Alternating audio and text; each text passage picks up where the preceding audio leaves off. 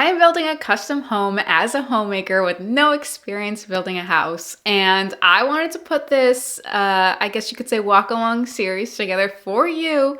So then you can see the steps that it takes to build a house. So if you've dreamed about building your own home, especially if you're a homemaker or a stay-at-home mom, then this video is for you because let me tell you, there's so many crucial steps that we had to take that I didn't even know was a thing to set ourselves up for success down the road.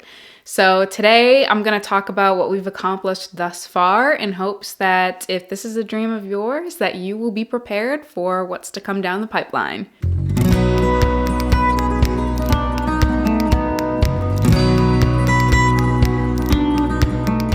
Okay, so before I jump into anything, I do want to set the stage just to give you an idea of my particular situation. So, like I said before, my husband and I are building a house. This has been a dream of ours for a long time. And typically my YouTube channel focuses more on homemaking, but I thought this kind of content was appropriate because after all, the home is part of the homemaker. So I figured having this kind of inside scoop, inside behind the scenes kind of thing was kind of like a nice touch to my overall channel. I will try to get these videos out once a month to give updates, but I cannot guarantee that, but know that I will try my best. So we are building in Massachusetts, and if you're watching this video because you're trying to get inspiration for your future custom home build, just know that some of these might just pertain to Massachusetts, or maybe there'll be other stuff that you need to do that we don't. So keep that in mind. My father-in-law will also be our GC, and in efforts to try to help him, my husband and I are taking on as many things as we possibly can, or he's guiding us in the steps that we need to do to be able to get from point A to point B. So to just jump right in, the first topic or thing that you need to know or have in your house building process is your house plans. And so this I designed with the help of my father-in-law. He was able to put it in CAD and put everything together. So if you don't have someone that you know that has this ability, you will need to hire an architect to do this. For me, the house layout, like how the house functions, is so crucial. So that's why I definitely wanted to kind of dictate like what is going where. And you can also get different templates online, and then you can get give that to the architect and say, hey, tweak this, tweak that, or what have you. Like, I've heard of that being done. But either way, like, having the plans is so important.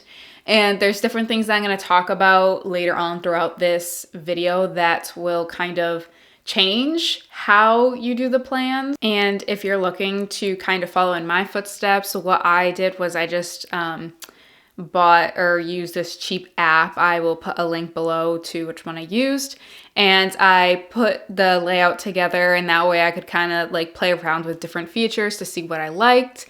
So if that's something that you're interested in, I would definitely explore that option. And there's definitely going to be things that you might not have known or that will impact the layout as a whole. Like, for example, there's going to be certain features, like we'll say how you heat. Like originally we were going to go with geothermal, and that required there to be duct risers going from the basement all the way to the second floor, and it needed to be one on top of the other. So something like that would definitely impact the layout and where you would put those duct risers. Or like how your kitchen functions. Do you have the stove, sink, and countertop all in the relative vicinity to be able to function? Do you have enough storage for food? Do you have, I don't know, the different features that help you do what you need to do when you're cooking in the kitchen? And as a side note, depending on where you get your cabinetry from, usually there's different free options available, and whoever will help you design your kitchen. So that is definitely something to know, like down the road when planning your house build. But even things like, which door do you plan on using primarily? Will it be the front door? Will it be the back door? Whatever door you use, you might want to consider putting the closet near that door, so then that way you're not tracking dirt in throughout the whole house. There's just so many different things to think about when designing your home. And I guess if you want, I can put a video together on this of different things that you may or may not think about when considering the layout of your home. So if you're interested in that, drop it in the comments. But yeah, having a house design is the first step in building your house. The next thing you'll want to do in the house building process is finding an engineer. And the engineer is important because he will help with the perk test. You cannot move forward in the building process without getting or passing the perk test. The engineer will also help with septic design and then also coordinate different things with the town. Like, for example, if you have wetlands on your property, you will need to meet with conservation. One thing to note, this is something that if I were to go back, I wish we accomplished at the end of last year, so at the end of 2024 or like in the fall time, because there is definitely a process to this. There's a lot of waiting time, so it would have been nice to have that and some of the things that I'm going to talk about later on in this video complete before the beginning of this year, so that way we could have just, kicked the year off running and broke ground, but that's not the case. But if you're doing this, let that, be the little tidbit of information that I would give to you.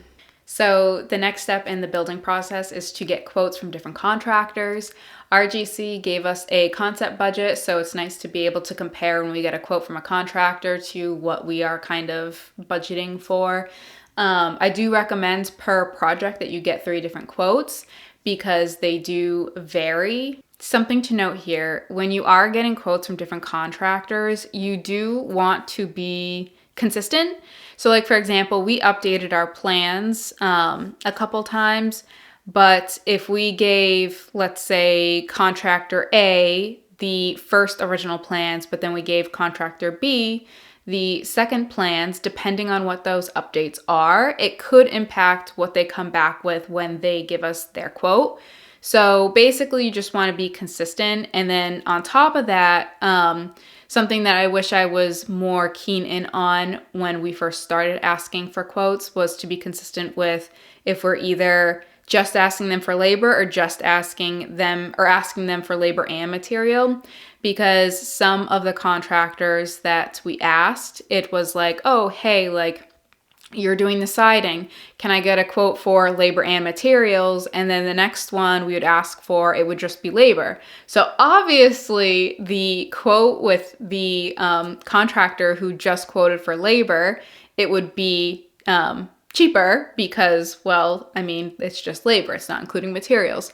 So when you're reaching out, make sure you have some sort of measurement to be able to cross compare effectively. Another thing to think about, sometimes contractors get a discount on materials through like the lumber yard or whatever.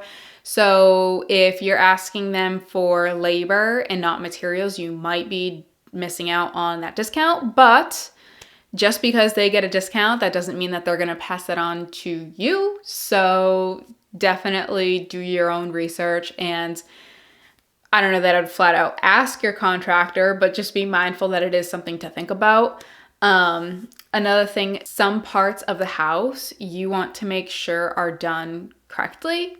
Like, you do not want to mess up the foundation. And if it does get messed up, then that will cause headaches for the framers, and that will cause, if it's not dealt with, will cause headaches for the people that do like drywall or insulation or like whatever, siding. So just because a contractor is cheaper, it doesn't always mean it's the best option. But again, do your research, because we have gotten quotes from different contractors and it has ranged from 2, 5, 10, and even 15,000 in savings or difference. So again, do your research. The next part of the building process is sitting down with multiple banks to get pre-approved. Traditionally, you'll get a construction loan, and then that will roll into a mortgage. A couple of things to note here. You do want to reach out to a few different banks because they do have different offers, whether it's how much you can borrow or the mortgage rate. But just be mindful that the more banks you reach out to, if they're doing a hard credit pull, that will hurt your credit score. Another thing to think about is if you are just going based off of one income, so this is definitely the case for all of you stay-at-home mothers and homemakers out there, to definitely put both of your names on the application. So when we first started the process, when we went to our first bank, they led us to believe that we only needed to put the name of the person that we would be having the income from. So we just put my husband down, and at the time we didn't realize that that would have been for like the actual mortgage. So my name wouldn't have been on the mortgage, which I do not recommend for people. But besides that point, we actually ended up getting denied because my husband didn't have enough lines of credit. And so for me and my husband, we have all of our debt paid off. We don't have any debt. And so the only line of credit that he had was his one credit card. So by putting my name on the application, I have multiple credit cards. We were able to get approved because we have multiple lines of credit. Which, building off of that point, if that is a similar situation to what you're in or what have you, if you don't have enough lines of credit, you might want to start thinking about either opening up a credit card or somehow having a line of credit, whether you are buying or building a house, because banks do look at that. And as far as other things that they might ask for us, they only asked for the last 3 weeks or pay stubs, the most recent W-2, and also they wanted to look at a bank statement. But I've heard stories of what other banks have asked for. If they ask for more than that, and I don't know if they will eventually ask for more than that, but in the pre-approval process, I guess, I just feel like then maybe seek out other options, because some of the things that I've heard from other people, it's like, yikes, like I didn't experience that in any of the 3 banks that I went to. So just keep that in mind. The next step in the building process is to pick out materials.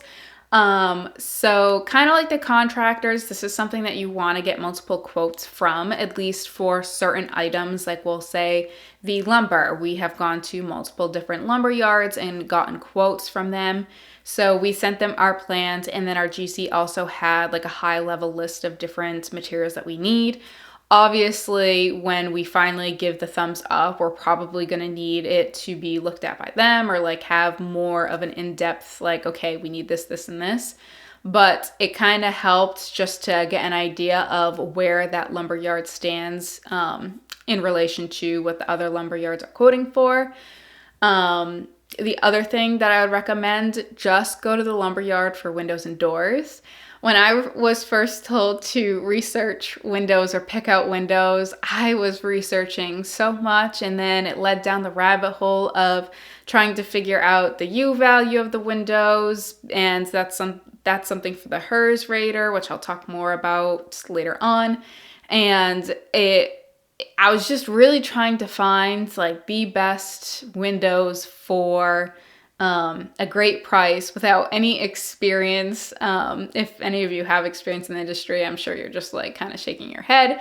But anyways, long story short, just go to the lumber yard, and windows are pretty customizable. So pick out the grid pattern that you would like, and they will put in all of that and the different values that you need for your HERS rating of the house to be able to allow it to pass. Okay, so the next topic that I want to talk about when going through the building custom home process is conservation.